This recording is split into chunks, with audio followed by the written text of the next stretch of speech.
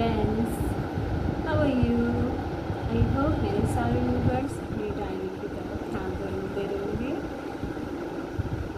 बहुत लोगों की मुझे मेरे लिए शिकायतें आई हैं कि मैं बहुत धीरे बोलती हूँ।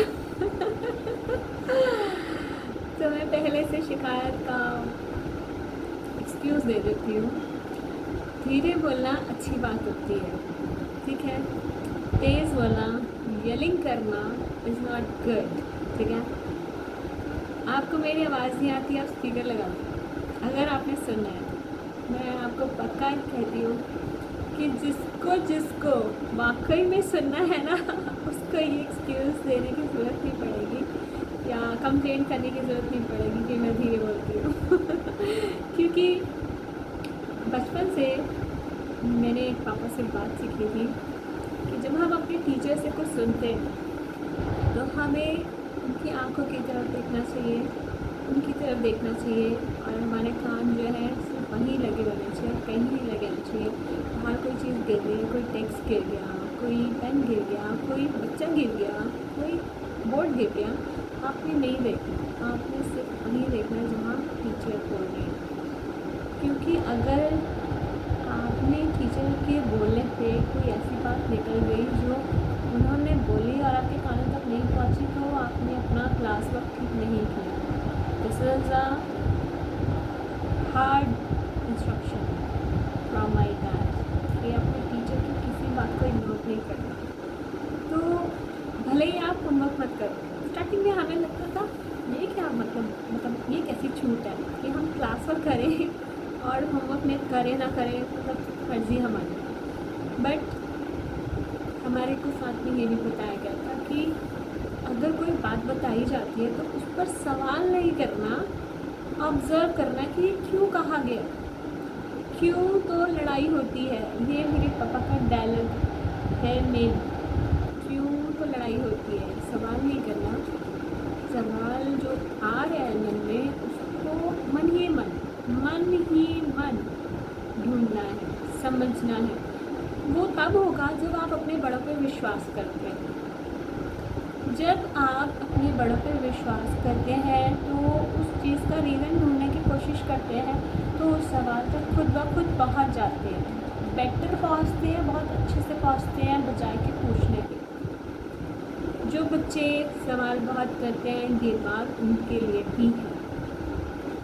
सवाल पूछना अच्छी बात है, हम भी पूछते हैं। मैं भी अपने क्लास में पढ़ने जाती थी तो मेरे साथ के मेरे स्टूडेंट्स मुझे कहते थे, मेरे क्लासमेट्स, कि तुम्हारे बिना क्लास नहीं लगेगी, तुम चलो। मैंने कभी नहीं भी जाना होगा तो भी मुझे जाना होता था कि मेरी वजह से 25-26 लोगों की क्लास ख़राब होगी, तो मुझे जाना है हर हाल में, चाहे मेरी कितनी भी तबीयत ख़राब हो रही, मैं पहुँचती थी।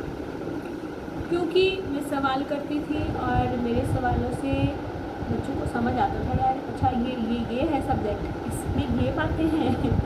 क्योंकि मेरे सवाल पहले मेरे मन में होते हैं, फिर टीचर तक पहुँचेंगे। बहुत सारा क्वेश्चंस दिमाग में घूमेगा, उसके बाद वो निकल कर आएगा।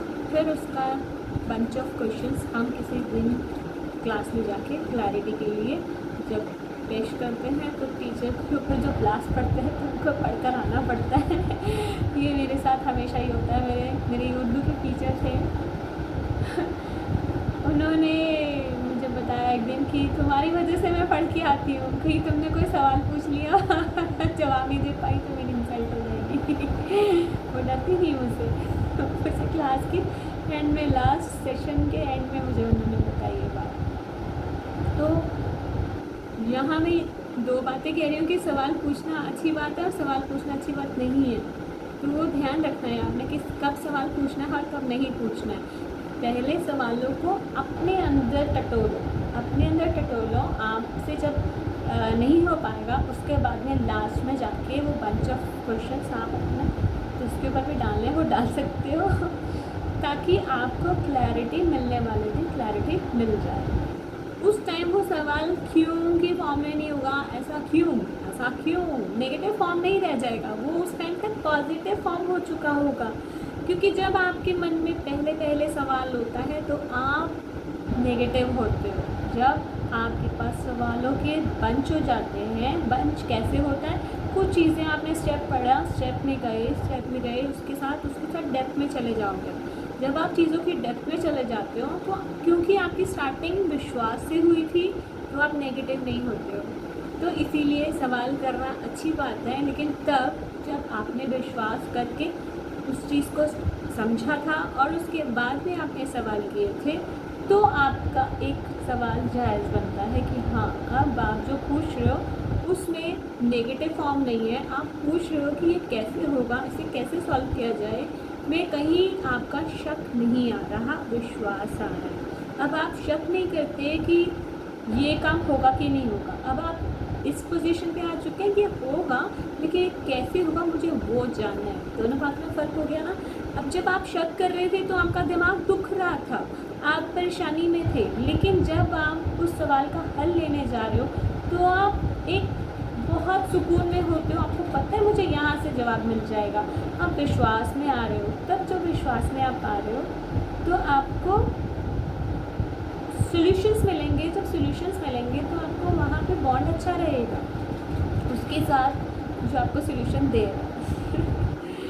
तो हम बात करते हैं अब डायरी पे, क्योंकि लास्ट टाइम मैंने डायरी पे भी बात आपको बताया था कि डायरी को कैसे स्टार्ट करना है, कैसे बनाना है, उसकी बिगनिंग कैसे करनी है और उसके एंड पेजेस पे आपने अपना हॉबी चार्ट कैसे बनाना और एंड पे क्यों बनाना है वो भी मैंने आपको समझाया था। तो अब हम बात करते हैं कि डेली जो हम डायरी में मेंटेन करना है हमें, वो करना क्या है। वो करना ये है कि आपको सारा दिन में जो जो सवाल परेशान करते हैं, एक्चुअली होता क्या है, डिप्रेशन आता क्यों है, क्योंकि आपको बहुत सारी परेशानी हो रही होती है, बहुत सारे सवाल आपको तंग कर रहे होते हैं। मैंने बताया ना कि आपका जो ब्रेन है वो एक मैजिकल बॉक्स है।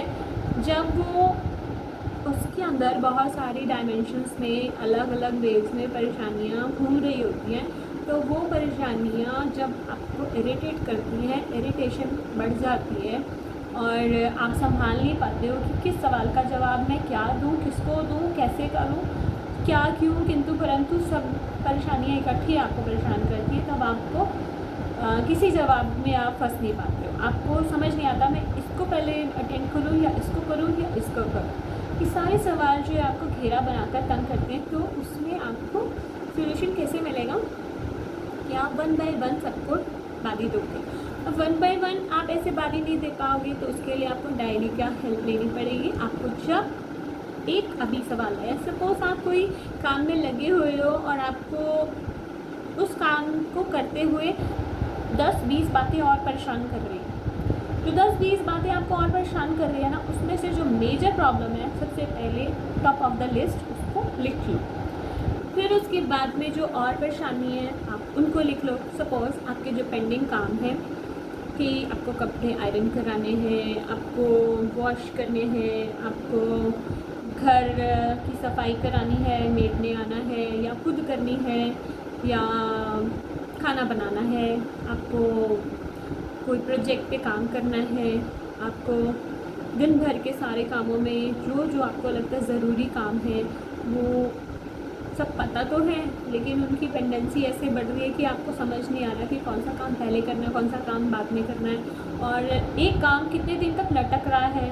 ठीक है, एक काम को प्रायोरिटी आप दे रहे हो मन में, लेकिन प्रैक्टिकली वो सबसे पीछे जा रहा है। आपको लगता है कि आपकी लाइफ का फोकस ही उस प्रॉब्लम को सॉल्व करना है, लेकिन वो सबसे पीछे जा रही है। तो ऐसे में आपको करना क्या है कि आप सबसे पहले आप ऐसा मत सोचो कि हाँ मैं एक फार्मूला सेट कर लूँ और उस पर चल लूँ ना। आपका दिमाग से पूछो वो किस लेवल पे है, आप अपने दिमाग के लेवल के अकॉर्डिंग चलो और उस लेवल के अकॉर्डिंग ही अपने आप को आंसर करो। अपने आप से पूछो why I am stuck, what is my problem right now, why I am thinking in process. तो आप सब चीज़ें जो जो आपको परेशान कर रही है, आप जिस टाइम अपने आप से पूछते हो उसी टाइम वो जवाब आता है, उसी टाइम उसको लिख लो। मुझे अभी ये चीज़ डिस्टर्ब कर रही है, मुझे अभी ये चीज़ डिस्टर्ब कर रही है। अपनी जितनी भी डिस्टर्बेंस है डिस्टर्बेंस वर्ड को यूज़ करे बिना, डिस्टर्बेंस वर्ड को यूज़ करे बिना आपको लिखना है। डिस्टर्बेंस वर्ड एक नेगेटिव वर्ड है, इस नेगेटिव वर्ड को अपने डिक्शनरी से निकाल देना है, लेकिन वो सारे सॉल्यूशन जो है उसके वो सारे आपको लाने हैं, तो आपको वो लिखने हैं, ठीक है।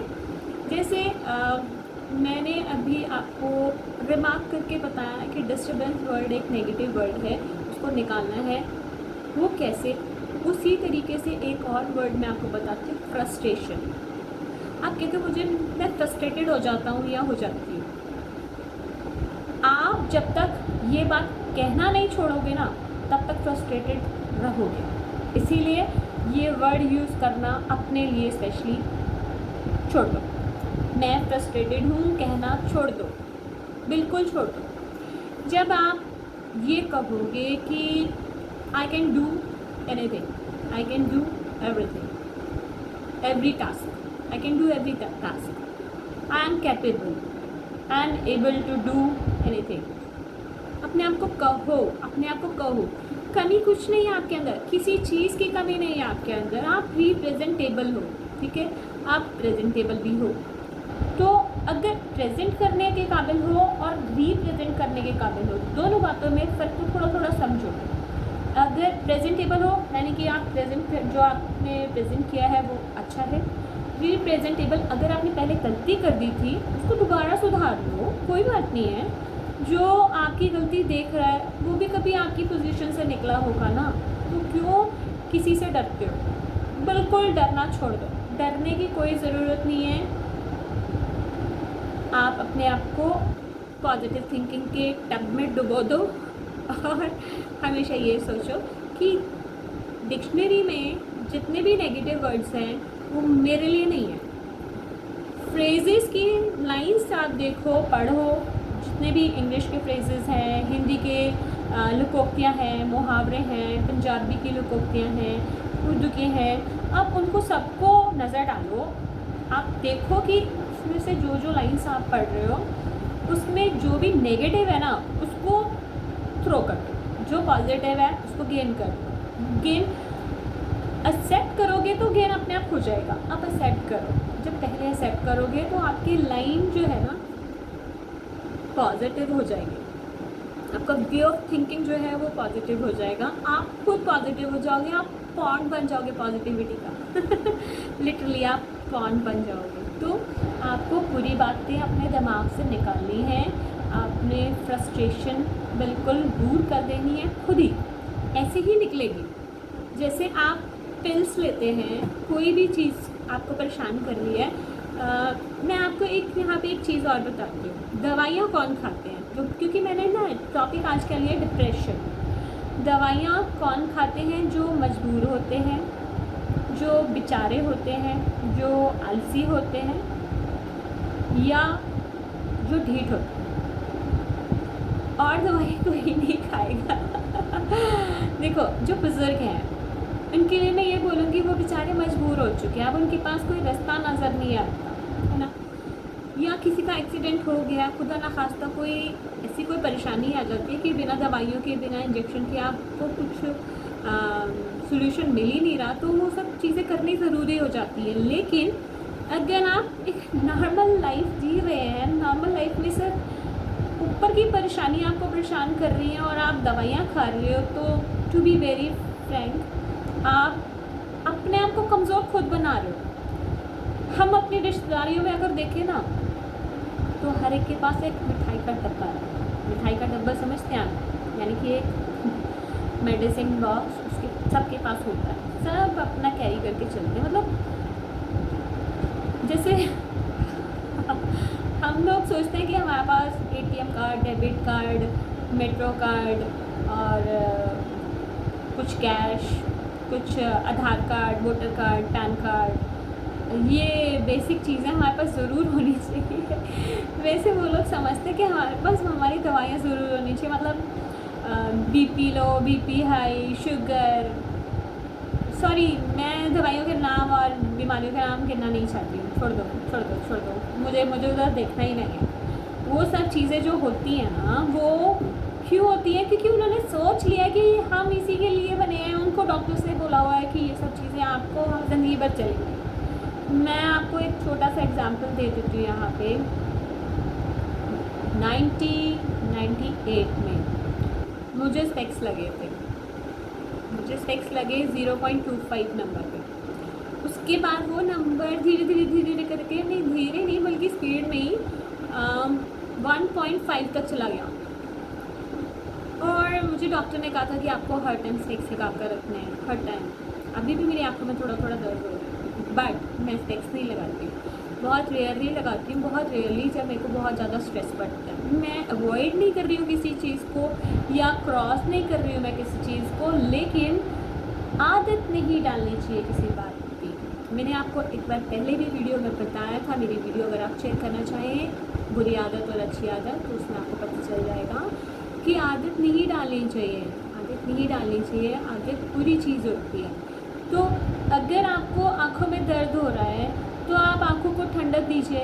आपके आईबॉल्स जो हैं वो सिकुड़ जाते हैं, जब उस वजह से आपको प्रॉब्लम आती है सारी। तो आप आँखों को ठंडा रखिए, 25 छींटे यहाँ, 25 छींटे यहाँ, और आप अपने माथे को ठंडा रखिए, अपने स्किन को ठंडा रखिए। स्किन को ठंडा रखने का तरीका क्या है? पानी लो, हो गया। नहीं होता क्या? इम्पॉसिबल है ये?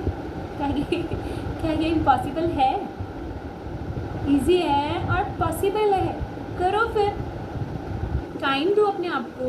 हर एक प्रॉब्लम का सॉल्यूशन होता है, वन बाय वन सब चीज़ें ठीक हो जाएंगी। टाइम दो, डायरी में लिखो मुझे क्या दिक्कत है, लिखो, और उसको सॉल्यूशन करना है, उस पर भी जोर डालना है।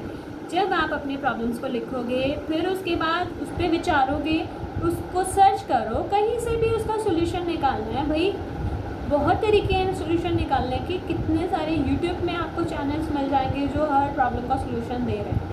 आप सर्च करो भाई, सर्च करो, सब कुछ मिलेगा। मेरे पास भी बहुत कुछ मिलेगा, मैं भी बहुत सारे सॉल्यूशन दे देती हूँ, तो मुझसे पूछ लो।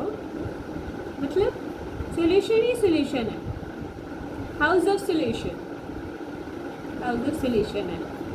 तो आप डिप्रेशन की अगर हम बात करते हैं तो डिप्रेशन होता क्यों है कि हम अपने आप को हार मानकर बैठ जाते हैं कि ये इतनी सारी जो प्रॉब्लम्स हैं हमारे पास, हम इससे डर चुके हैं, अब हम कुछ नहीं कर सकते। अब हम अपने आप को, जैसे एक प्रॉब्लम है, 2 प्रॉब्लम है, 3 प्रॉब्लम है, 4 प्रॉब्लम है, 50 प्रॉब्लम है, 100 प्रॉब्लम है, 1000 प्रॉब्लम से वो सारी हमारी तरफ से वेव्स बाहर निकलती हैं, जो वो वेव्स हमारे को घेरा डालकर ब्लॉक कर देती है। तो अब उनको वेव्स को 1 बाय 1 हटाना पड़ेगा। एक लेडी होती है ना, अगर मोस्ट प्रोबेबली ऐसा होता है कि लेडीज़ में थोड़ा सा खराब ज़्यादा होता है कंपैरेटिवली मेन के, तो उसे अगर एक उनका रफ टफ गोला दे दो, गोला नहीं ऊन दे दो, जिसे जो पूरी तरह से ख़राब फॉर्म में है, उसे राउंड बनाना है, तो क्या करेगी कि अपनी दोनों टांगों पे चौकड़ी मार के उसको सेट करेगी। उसके बाद 1 बाय 1 एक पॉइंट निकाल के उसको सॉल्यूशन पर लाती है और वो पूरा बॉल बना देती है, क्योंकि उसको मालूम है, उसका सबसे पहला पावर क्या थी कि वो मानती है कि मैं ये कर लूँगी, आई कैन डू दिस। वो उसे निकालती है। उस कभी कभी ऐसा भी होता है कि वो भी परेशान हो सकती है कि यार ये अब ये कैसे निकालूँ, अगर इसको नहीं यहाँ से वो किया तो मुझे गांठ तोड़नी पड़ेगी या काटना पड़ेगा, ऐसा कुछ सोच सकती है। लेकिन अगर वो अपने आप को मान ले कि मैं करूँगी इसको सॉल्व, उसकी ये बात जो होती है ना, करूँगी, कर लूँगी, ऐसी थॉट जो होती है ना, तो वो उसको बोलती कि नहीं काटना नहीं, एक ट्राई मार के देखते हैं, फिर वो करेगी। फिर करते मुश्किल से मुश्किल देखते देखते उसे एनर्जी मिलेगी कि अरे वाह यार, इतना सारा था और मेरा ये इतना सा बच गया, ये मैंने करा है, उसका कॉन्फिडेंस बिल्ड हो जाता है और वो कर डालती है। तो सीखो वहाँ से कि ये सिर्फ एक लेडी की बात कर रही हूँ मैं, तो ऐसे ही जेंट्स भी ऐसे करते हैं, सभी ऐसे करते हैं जो अपने फील्ड में आगे बढ़ रहे हैं।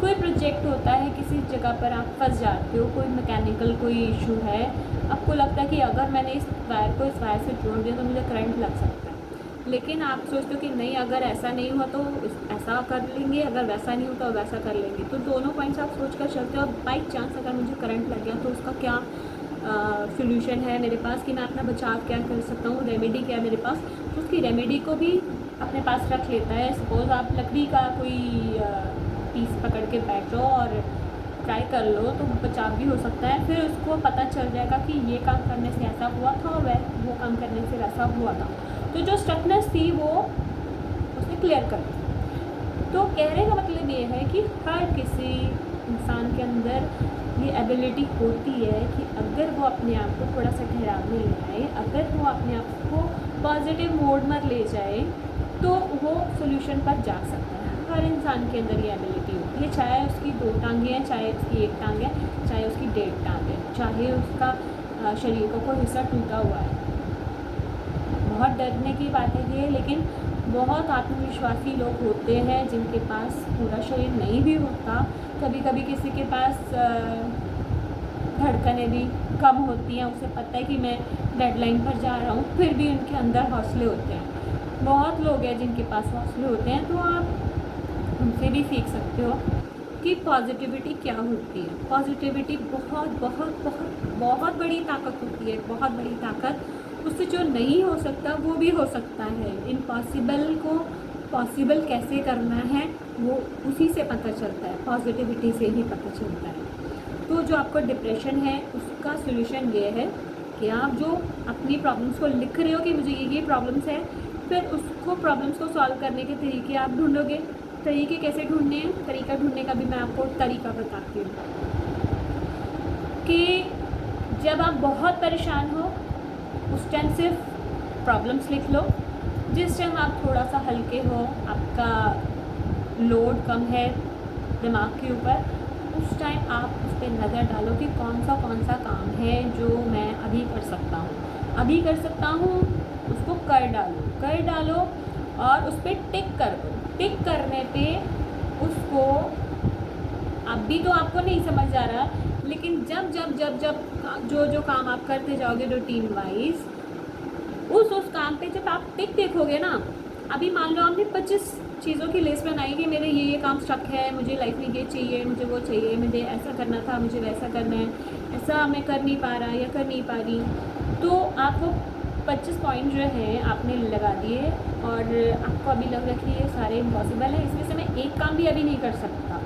लेकिन कुछ हल्के हल्के काम भी होंगे जो आप कर सकते हो। सर्कमस्टेंसेस हमेशा एक जैसे नहीं रहते हैं।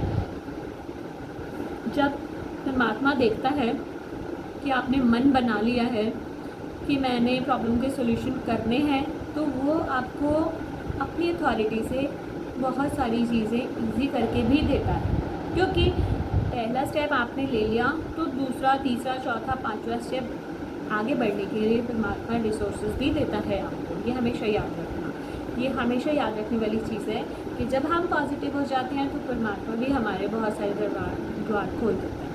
तो वो ऐसी भी चीज़ें आएंगी जो आप कर सकते हो, फिर उन कर सकने वाली चीज़ों को आप टिक करो।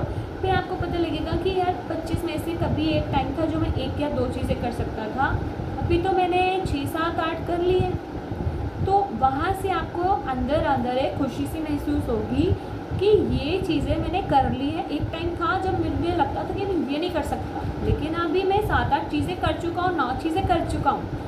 फिर वो पॉजिटिव जो आपका एटीट्यूड अंदर से बिल्ड हो जाएगा, तो आपके अंदर जो परेशानी को लेने की आदत थी ना, उसे रिलीज़ करने की हैबिट मेंटेन हो जाएगी आपकी, एक नेचर मेंटेन हो जाएगा आपका।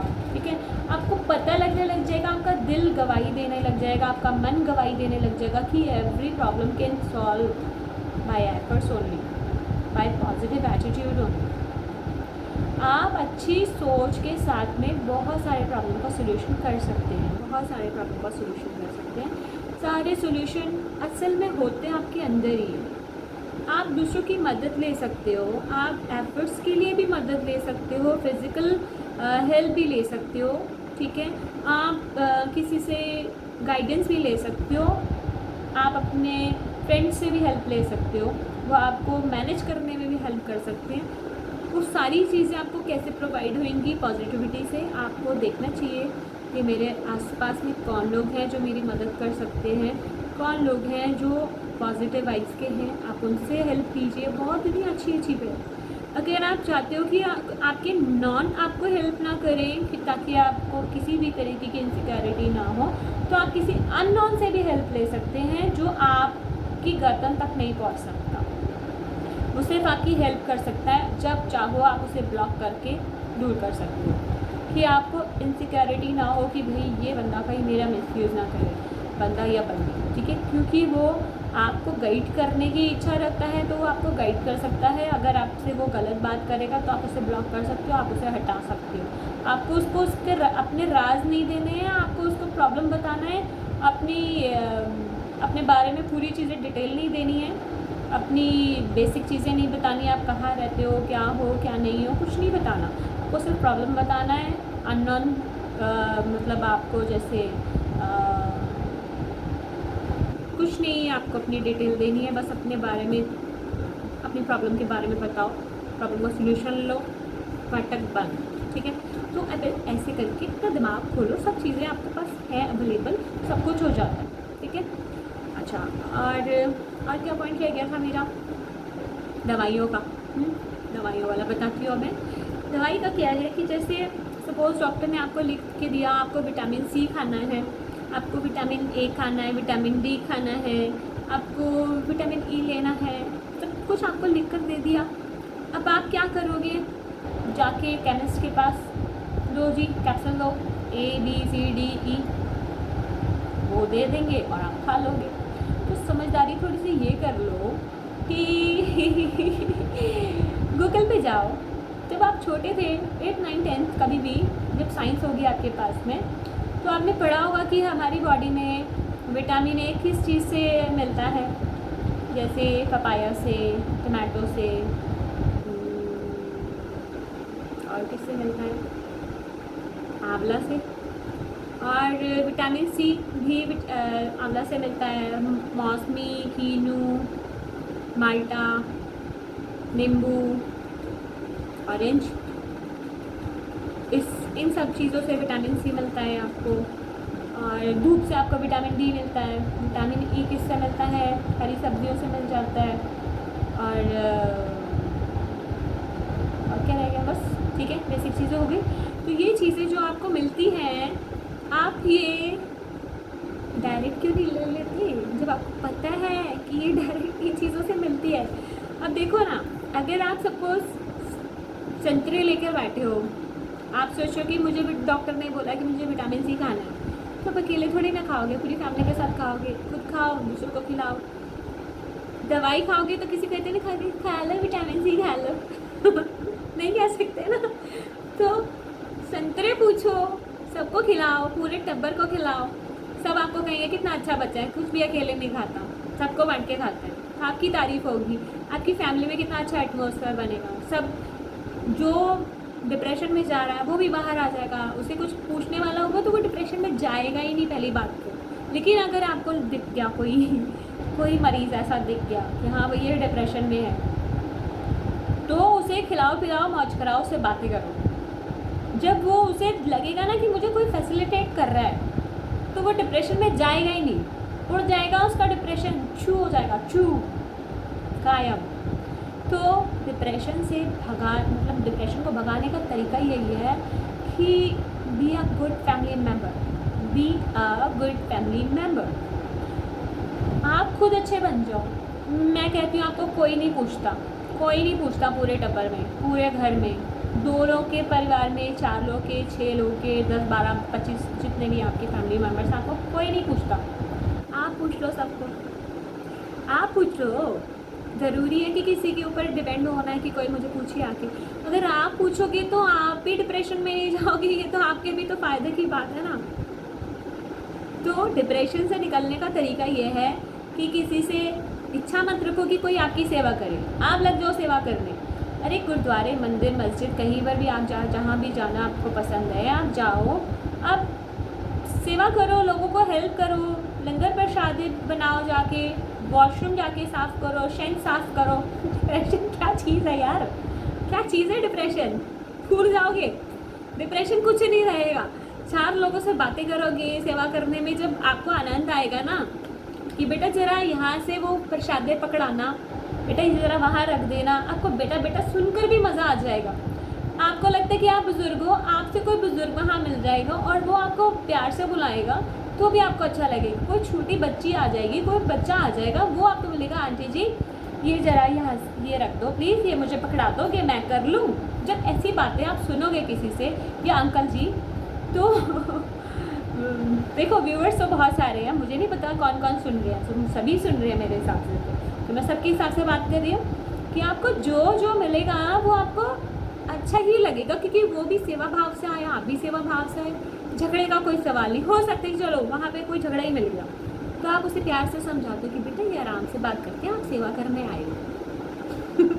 आप उसे प्यार से बोल दो, इतने प्यार से बोलो कि वो शर्मिंदा हो के सॉरी फील कर ले और आपके जैसा ही हो जाए कि हाँ भाई मैं सेवा करने आया हूँ, नखरे मारने नहीं आया या रौब मारने नहीं आया। ठीक है, तो आपसे कुछ सीखे वो, ऐसे बन जाओ ना, ऐसे बनोगे।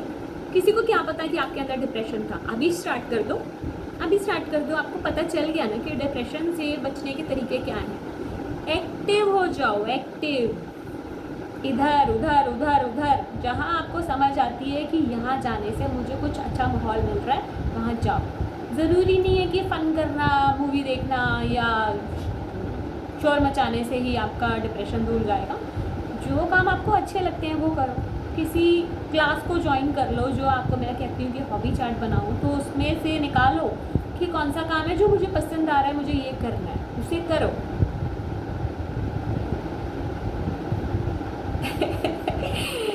आधे घंटे से ज़्यादा की मेरी क्लिप हो चुकी है। मुझे शिकायतें आती है कि भाई तुम बहुत बोलती हो, चुप रहा करो, इतना लंबा मत बोला करो। लेकिन ऐसे इक्का दुक्का वो लोग होते हैं जिनको मेरी बहुत ज़्यादा चिंता होती है, मगर मैं उनकी सुनती नहीं हूँ, क्योंकि मुझे पता है कि जिन्होंने मुझे सुनना उनका डिप्रेशन दूर हो रहा है, तो मैं काम क्यों बोलूँ। तो डिप्रेशन दूर करना है भाई, मुझे बढ़ने दो जितना बढ़ता है टाइम, बढ़ने दो, आई डोंट केयर। मेरा टॉपिक कवर करना है मुझे, तो वो करना है, क्योंकि इसको पार्ट पार्ट में डिवाइड करने में इतना मज़ा नहीं आता, वो फ्लो नहीं बनता। तो मुझे जैसे चल रहा है मुझे वैसे चलाने दो, चलने दो।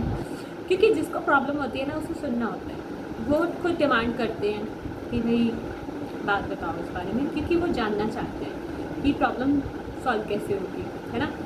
इनफैक्ट मैं 1 घंटे का सेशन के बदले 2 से 2.5 घंटे पढ़ा जाती हूँ, और सुनने वाले सिर्फ टिक के बैठे रहते हैं। उन्हें चाहे पानी भी मत पिलाओ, चाय भी मत पिलाओ, कोल्ड ड्रिंक भी मत पिलाओ, मगर वो बैठे रहेंगे, क्योंकि उनको पता है कि हमें यहाँ से जो मिल रहा है ना वो दोबारा कहीं मिलेगा नहीं।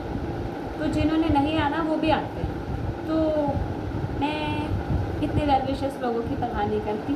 बाकी सच में भी वेल विशर्स हैं जो मुझे बोलते हैं, वो बुरा ना माने, मैं उनकी बात नहीं कर रही हूँ क्योंकि वो इतना वाइड अभी देख नहीं पा रहे हैं। जब देख पाएंगे तो उन्हें समझ आ जाएगा कि मैं सही कह रही हूँ, क्योंकि मैंने प्रैक्टिकल करके देखा हुआ है। मुझे पता है ना कि लोगों को बहुत ज़रूरत है, बहुत गाइडेंस की ज़रूरत है, और मेरे को रिज़ल्ट मिले हुए हैं, इसलिए मैं बोलती हूँ। ठीक है, अब मैं वाइंड अप करूँगी, नेक्स्ट टॉपिक फिर से लेकर आऊँगी। डिप्रेशन आज थोड़ा सा कवर कर लिया है मैंने, उसके बाद मैं करूँगी माइग्रेन पे, माइग्रेन के ऊपर बात करूँगी। तो डिप्रेशन का पार्ट मैं उसमें भी ले लूँगी, क्योंकि ये सारे एक दूसरे से जुड़े हुए होते हैं। आफ्टर ऑल नज़र तो मुझे भी आ रहा है टाइम लेकिन मैं इसे बाइंड अप करने से पहले एक चुटकुला सुनाती हूँ, क्योंकि मेरे पापा जो है उनकी बहुत अच्छी आदत थी चुटकुले सुनाने की, बहुत अच्छी। एक घर में एक ऐसा बंदा होना चाहिए जो चुटकुले सुनाए, तो उससे घर घर लगता है, परिवार परिवार लगता है। मतलब आपको गैदरिंग की भी ज़रूरत नहीं पड़ती जब ऐसे घर में लोग होते हैं। तो ये वाला चुटकुला जो मैं सुना रही हूँ, ये मेरे नेबर्स की, मेरी फ्रेंड थी, चाइल्ड फ्रेंड, उसके उसके एक कज़न ब्रदर था छोटा सा, उसने सुनाया था, तो मैं सुनाती हूँ। हेलो भावना, मैं आपके बारे में बात कर रही हूँ ठीक है। तो रजनी आपको भी तो एक गूंगा बच्चा था, वो 501 की बीड़ी लेने के लिए एक पान वाले के पास जाता है। वो कहता है,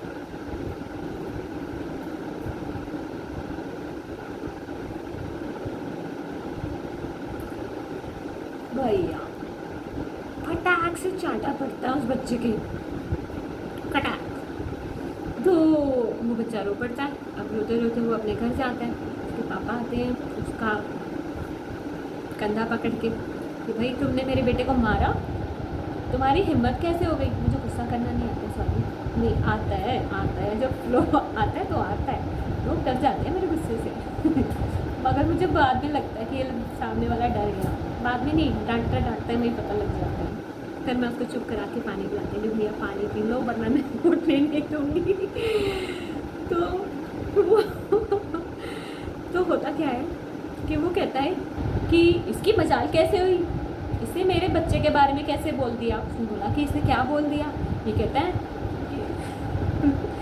मेरी 5 बेटियाँ बड़ी सुंदर है, एक मुझे दे दो कहते कम वक्त मारे में गूंगा है तो ठीक है, ऐसे ही आप भी चुटकुले सुनाते रहा करो। चुटकुले में दम हो या ना दो, चुटकुले सुनाते रहा करो, हंसी मजाक करते रहा करो, अपने टैलेंट्स को ढूंढो, मिमिक्री करो, किसी की एक्टिंग करो, जो अच्छा लगे वो करो, बस किसी का दिल मत दुखाओ। आपका मन जानता है कि आप किसी का दिल दुखाओगे तो आपको वो पनिशमेंट मिलेगी, इसलिए अपने मन की बात सुना करो, बुरे कामों से बचा करो, डिप्रेशन आपसे दूर हो जाएगा अगर आप खुद को जानोगे। जब आप खुद को जानोगे, अपने मन से बात करोगे, तो आपका डिप्रेशन आपसे डर के मारे कहीं भाग जाएगा। आप उसे ढूंढ कर भी लाना चाहोगे, वो नहीं आएगा वो कहेगा इस घर में नहीं जाना मुझे, इस बंदे के पास नहीं जाना मुझे, ये बहुत खतरनाक है, ये बहुत हंसाता है और मैं हंसना नहीं चाहता ठीक है, चलो ओके, बाय बाय।